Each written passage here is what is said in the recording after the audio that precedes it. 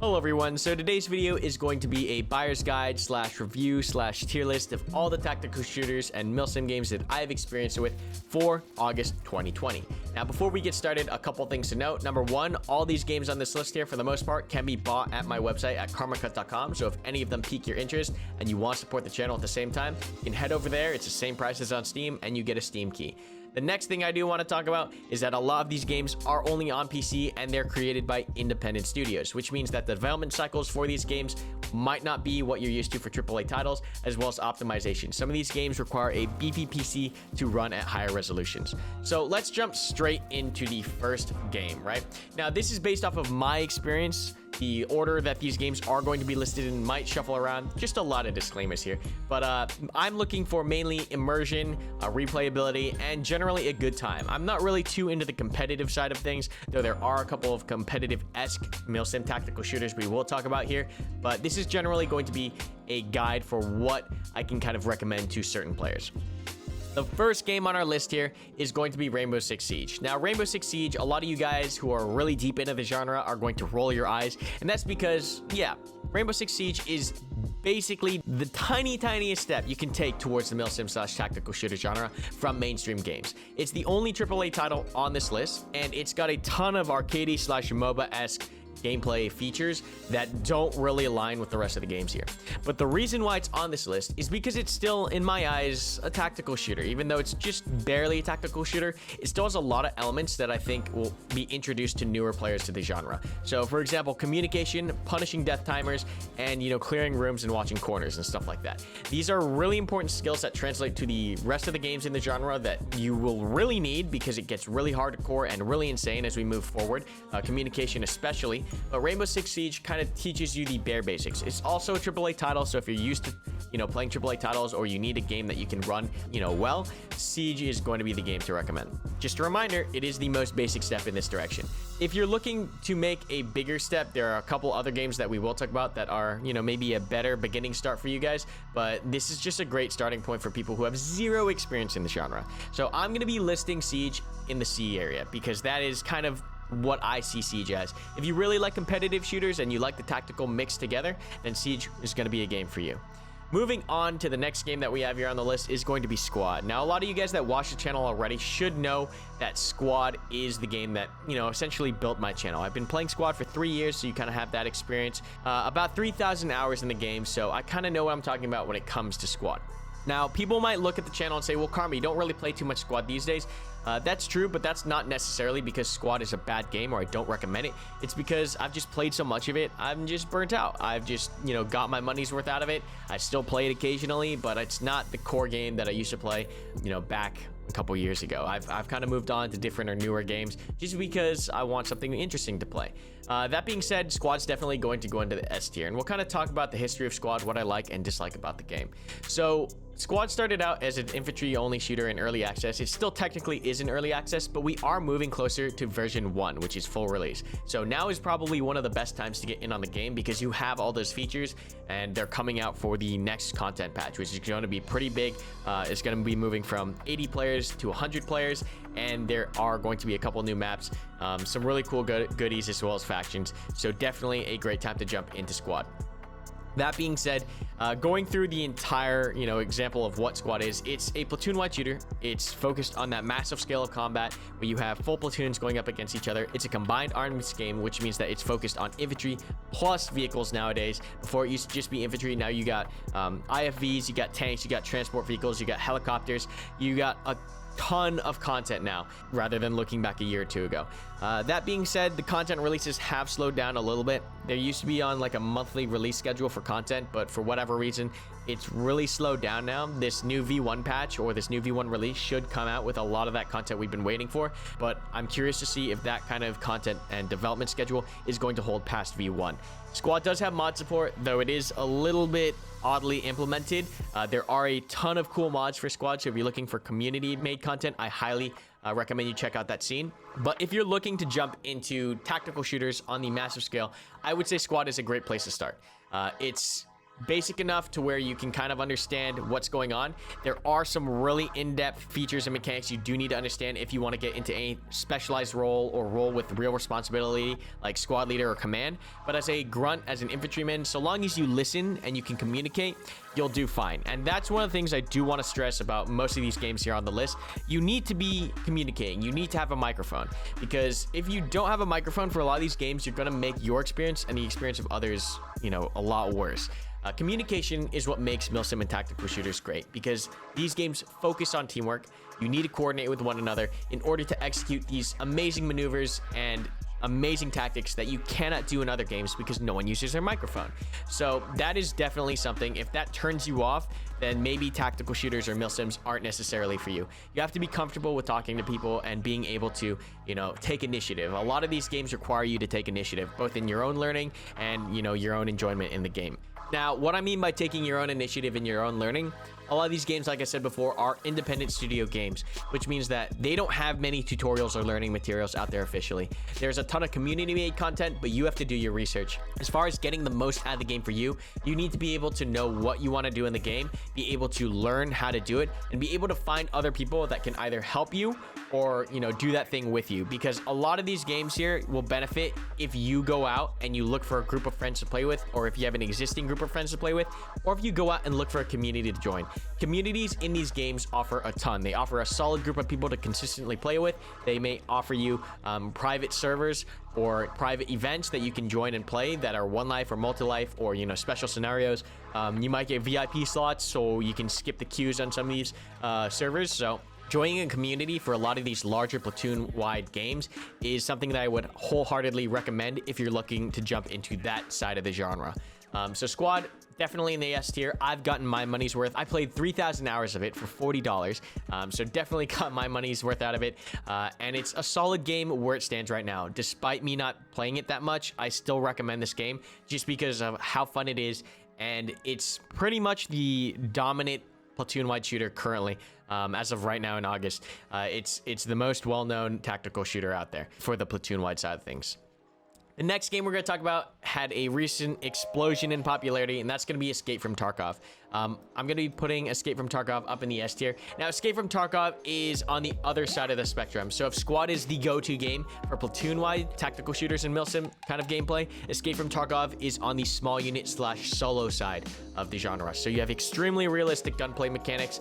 There are some arcadey features within Tarkov. It's not perfect, but it is a game. So there are going to be gamey features to Escape from Tarkov. But it is one of the most amazing tactical shooters that has been released in a long time. It just feels great. They really do a good job of giving you the impression that your life matters. Suppression works in this game because people are scared of dying. There's a sense of loss when you die because you lose loot. If you don't know what Escape from Tarkov is, it's a small unit tactical shooter which has realistic and survival elements where you're going out into a world, you're trying to progress through a quest line. There are RPG elements as well, and you're trying to gather loot, complete quests, and generally progress your character in this really, really gritty Russian area. So you're trying to fight other players, you fight AI as well, you go in with loot, you come out with loot, you're looking to complete quests, and it's just got some of the most intense gameplay in the entire genre, because everything that you take in, if you die, you will lose. So there's a real sense of loss, a real sense of risk that you don't necessarily get in other games, because when you die, you just respawn. So a lot of these games, deaths, while they are punishing, are not as consequential. Whereas in Escape from Tarkov, if you die, it's like you really lost all that time buying that gear or finding that gear and putting everything together. It's heart crushing and it's soul crushing. But that is one of the best things about Escape from Tarkov, is that you get a real sense of emotion when you play this game, whether it's, anger or fear or elation when you kill that big kit guy and he drops a whole bunch of loot.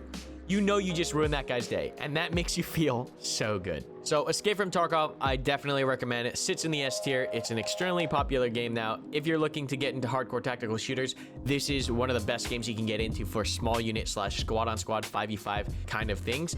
And it's just really, really solid. That being said, it is a really hard game to get into. So if you're new to the genre and you don't really have too much experience with tactical shooters, it can be really daunting to get into Tarkov because there's no official tutorial or, guide level. You have to go out, like I said before, and take the initiative to either look at guides, find information, do your research, and actually go into maps so that you know what you're doing, because it is an extremely punishing game. So if you're new to the genre, I don't necessarily recommend Tarkov as your first game, but if you are in the genre and you enjoy that kind of hardcore tactical shooting aspect, there are a lot of things about Tarkov that are absolutely amazing and you will enjoy. So I definitely recommend that if you enjoy the genre already, get Tarkov. You will not be disappointed.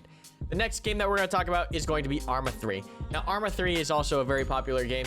It's an amazing sandbox shooter where you can have pretty much any scenario you want. There's a ton of mods for it. You can have Zeus, which is essentially a player that controls AI. So you can have extremely in-depth and intricate AI scenarios, large campaigns.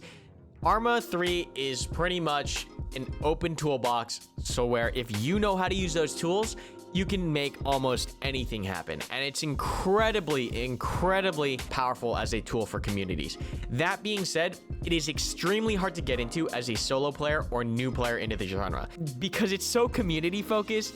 It's an older game, so the UI and how you get into matches is a little bit confusing. You have to figure out what mods you need to run. You need to find a community. You need to find out how to run the scenarios. Arma 3 is the community game, so if you are looking for, really diving into milsim, that is the game you play.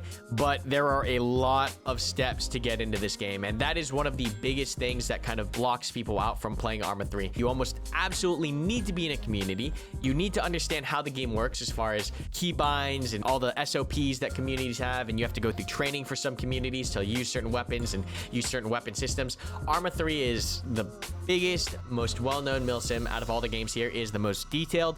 You can do amazing things with Arma 3, but it is extremely hard as a game to get into as a brand new solo player. So for that reason, Arma 3 is going to sit in the B tier just because I see it as like a specialized tool for communities. You shouldn't really be looking at this game as like, okay, I'm just going to buy Arma 3 and play Arma 3 because it's extremely difficult to get into this game. That being said, if you really want to get Arma 3, and that goes for pretty much any game on this list. If you really think you would like a game and you really want to play a game, get that game. Get it. I don't want to be the one that tells you if you really like something to not get it. This is just me telling you with a grain of salt or a word of caution. Some of these games are harder to get into than others. So Arma 3 sits in the B tier just because it is a really great tool, but it's extremely specialized in my eyes. Hell Let Loose. Next game here. Hell Let Loose is a platoon-wide shooter, just like Squad. It's got 100 players, so it's 50v50. It's still in early access and development, but it's focused on the World War II side of things rather than contemporary/modern warfare, which is Squad. It's based on the Unreal Engine, so it does kind of look similar to a couple of the games on this list because many of these games are using that engine, but it has a distinct different feel from Squad. The art design is much different. The gameplay is a little bit faster. Hell Let Loose, I'd say, is a mix of Postscriptum, which we'll talk about soon, and Battlefield. So if Rainbow Six Siege is like a step from the mainstream into tactical shooters, Hell Let Loose would, I'd say, be closer towards the niche. So it's just a couple steps further than Siege. It's still very similar to Battlefield, so if you have played Battlefield a lot of the mechanics and gameplay will feel familiar, but Hell Let Loose does a good job of adding a lot of hardcore gameplay mechanics to the game. So you have very punishing deaths. You have really low health, but you also have really cool things like multi-crew vehicles and commanders that can actually influence the battle. So the vehicles are themselves, as you might have seen from the channel, I love tank commanding a ton. The tanks in this game are multi-crew. That means unlike Battlefield where you drive and shoot the tank yourself, you have to have a driver, a gunner, and a tank commander. And it's really cool because the driver also has to shift gears. So it's not just any old arcade game. You really do have some really in-depth, hardcore, and realistic mechanics in Hell Let Loose mixed with that general arcade meat grinder. Now, that being said, Hell Let Loose is a meat grinder. The infantry gameplay is extremely punishing. It's an attrition shooter. You will die a lot. Some people like this because it means you're getting into the action a ton because you're dying a ton and you're respawning quickly. Other players who are deeper into the genre dislike this feature because it feels too arcadey, too fast-paced. So definitely if you're newer to the genre, Hell Let Loose is also a good starting point because it's similar to Battlefield, which you might have played already, but it does have some more steps and some more mechanics focused on that hardcore, realistic tactical shooter genre. Now, Moving on to the next game. Before we move on though, I am going to put Hell Let Loose in the A tier. This is my favorite game to play right now. It's not complete, so it doesn't sit in the S tier, but it's on a solid path. It's a great game in its current state, but I have to see where this game ends up or the final direction that this game goes before I place it anywhere near the S tier. But definitely one of my favorite games to play right now, so highly recommend this game if you enjoyed what I just described. The next thing I do want to talk about is Postscriptum. Now, Postscriptum is a World War II shooter. It's based off the OWI core, which is what Squad uses. So Squad and Postscriptum are extremely similar. That being said, they're both developed by different studios, but they have a lot of similarities, whether it be the movement, the art design. There's a lot of things here between these two games that feels really similar. So some say that Postscriptum feels like a Squad mod. Now, depending on how you think of Squad, that can be good or bad for you, right? If you really like Squad, you're gonna really like Postscriptum. It's a World War II setting. It's extremely historically accurate. It's realistic. They've got a lot of features in Postscriptum that don't exist in Squad. You can turn out of tanks. The commander has a lot more influence. The way the platoons are set up is more organized. Postscriptum has a lot of features that I wish Squad would have, but it still feels too similar for me. And that's why I don't play Squad Postscriptum, is just because I'm so burnt out of that feel, that specific feel in the game. So while I don't play these two games too often, I still recommend them. They are solid games. I just don't play them because I'm more or less burnt out because I've been playing them for, years. That being said, if you're a new player, you'll enjoy this game. And you're looking for that hardcore, realistic, historically accurate gameplay from World War II, unlike Hell Let Loose, you will enjoy it. So Hell Let Loose is in between Battlefield and Postscriptum, and Postscriptum is further towards that milsim side of things. So just so you have a good idea of where these games kind of lined up on that scale, we'll cover that again in the end once we've covered all these games. The next game we are going to talk about is Insurgency Sandstorm. Now, Sandstorm is based off of Insurgency, which is the predecessor, which a lot of you guys know. Insurgency was one of the most popular games on Steam years back, and still a huge player base for that game. But Sandstorm is, the successor. Now, there's a lot of criticism about this game, but there's also a lot of stuff that I enjoy about Sandstorm. For one, Sandstorm does a great job of throwing in kind of a competitive feel to the tactical shooter genre. Out of all the games here, aside from Siege, which is more or less a mainline, competitive tactical shooter, Sandstorm is the only one here that kind of pushes players towards the competitive sides of things as far as how the game feels. It's round-based, there's scoring, you win or lose, and the losses kind of matter, but in general, Sandstorm has criticism for the replayability being kind of rough, as well as optimization. The game doesn't really have too much dynamic gameplay to it. The maps kind of feel repetitive if you played them a couple times, and optimization has always been an issue with the game. That being said, Sandstorm does a lot of things right. The two games on this list that have the best gunplay are Sandstorm and Tarkov. It just feels natural, it feels fluid, it doesn't feel janky or floaty, the weight is spot on, the animations are amazing. Sandstorm's gunplay is amazing, and if you're looking for a fast-paced shooter with milsim or tactical kind of mechanics, you definitely want to try out Sandstorm. So if you like Siege, you'll probably like Sandstorm. It's kind of a step in between Siege and Squad as far as the size of the games, and as far as the feel of the games. You still have a commander, you're calling in support, you're communicating with another, using smokes to push. I'd say Sandstorm sits in between Siege and Squad for that kind of feel of things. Now, Sandstorm does have amazing content updates. That being said, the content updates are few and far between. That's the main issue I have, is that I have a very, not love-hate relationship with Sandstorm, but a love-boredom relationship with Sandstorm. Every time Sandstorm releases a content update, it's usually amazing. They've added some huge things. For example, the last update that Sandstorm added was a whole bunch of night vision gear, new night maps, new weapons, new attachments, a lot of stuff in that content update. But it's been a while now since a new content update. So there's an issue with how Sandstorm releases content and what that content does for replayability, because usually that content is amazing for like a month, and then just the way that the map and the gameplay is developed, things get stale really fast. And that's my opinion of Sandstorm. You have tons of people who play Sandstorm and only play Sandstorm, and they're fine with that, but that's my personal opinion on where Sandstorm sits right now. So I would play Sandstorm in the B tier. I would say definitely if you're looking for a starter game to play as far as tactical shooters or milsim shooters, the games I would recommend are Hell Let Loose, because it's similar to Battlefield, Sandstorm because it's similar to CSGO actually, and that's that. If you like CSGO, you're gonna like Sandstorm. Siege also similar to CSGO in the sense of like that competitiveness and how it's set up. These are the three starter tactical shooters I would recommend. That being said, like I said before, if you see a game on here that you really like, you've watched a lot of videos, and you're determined to get that game, get it. And you most likely will not be disappointed.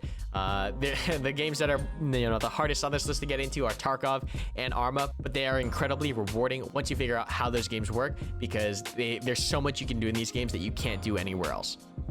The next game that I'm going to talk about is going to be Onward.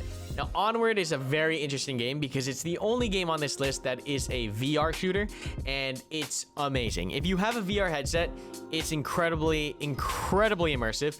I think I get the most terror and adrenaline out of this game just because getting suppressed in this game, getting shot at. The sound design is really good. The immersion when people are running at you is insane.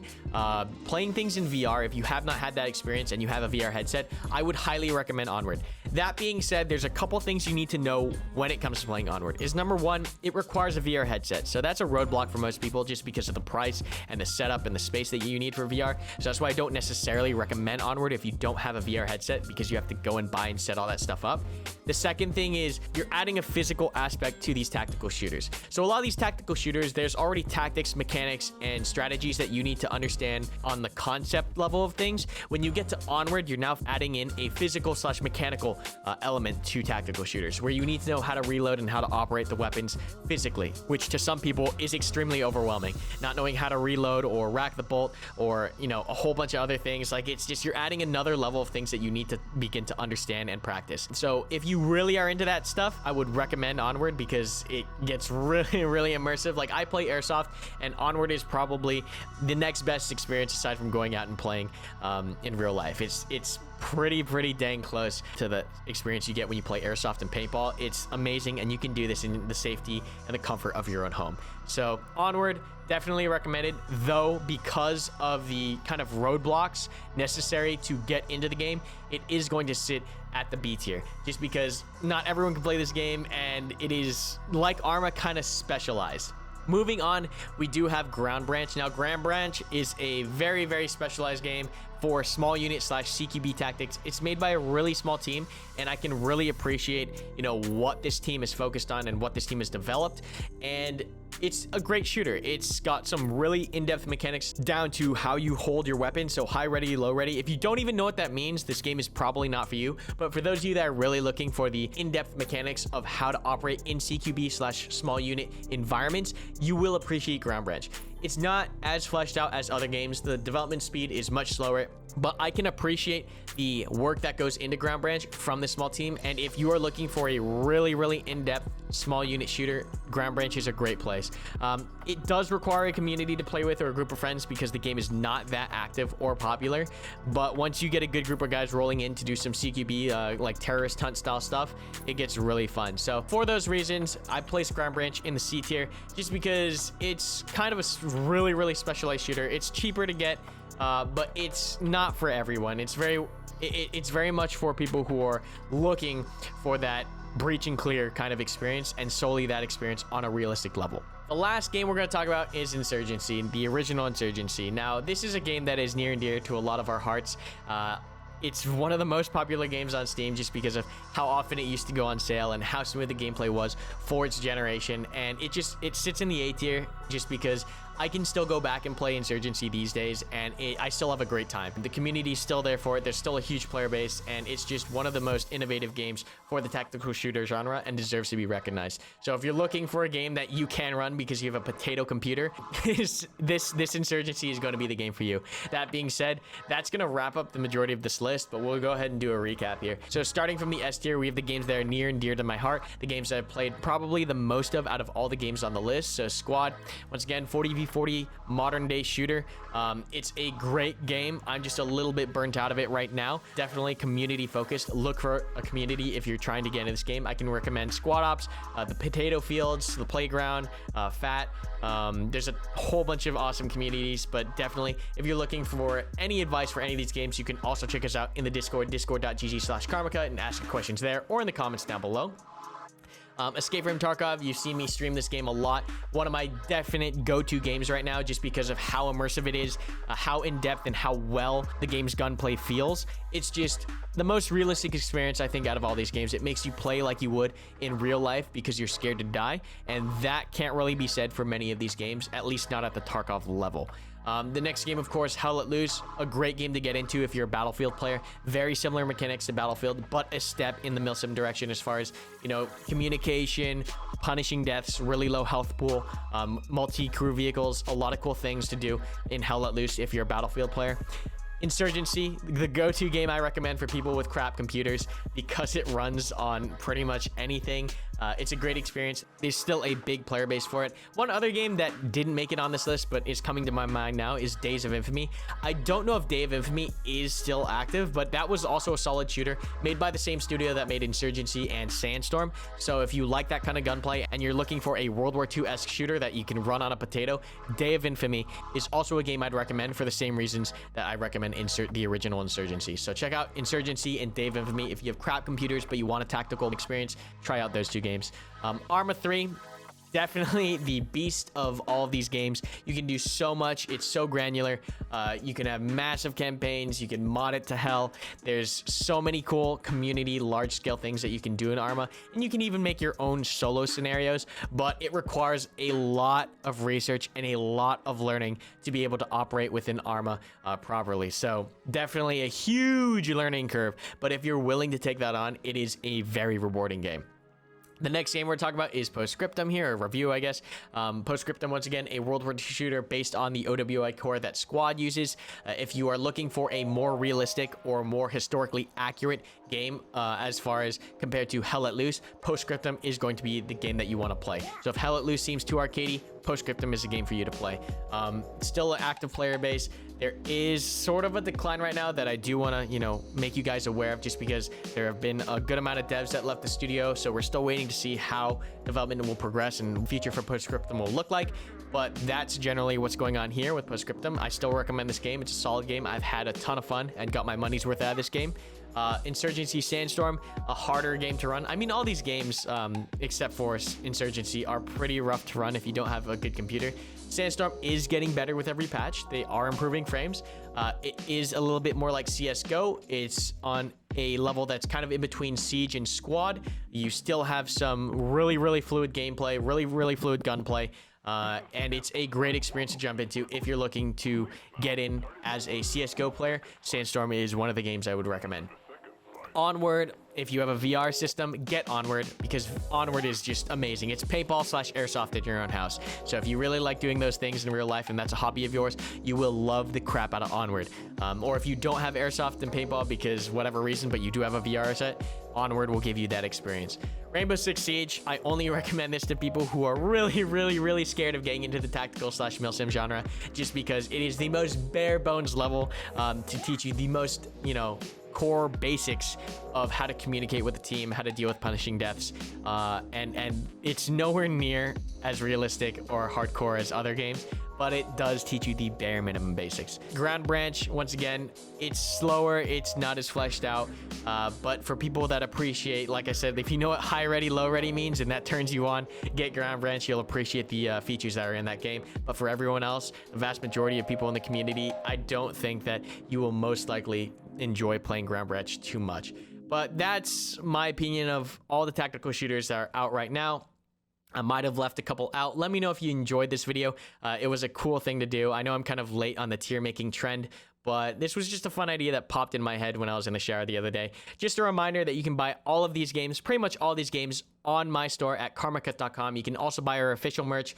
If you enjoy this content, don't forget to like, comment, and subscribe, guys. And if you want to go a step further, check out that blue join button down below, where $5 members and up get access to all of the live stream VODs, as well as other goodies. Also, cool thing, YouTube started making custom emojis usable in the comments down below. So if you're a channel member, go ahead and try that out. We got a couple new ones on the way. But that's all I got for you guys today. I hope you did enjoy today's video, and I hope I helped you find a game that fits for you. Thanks so much for watching, guys. And until next time, good hunting.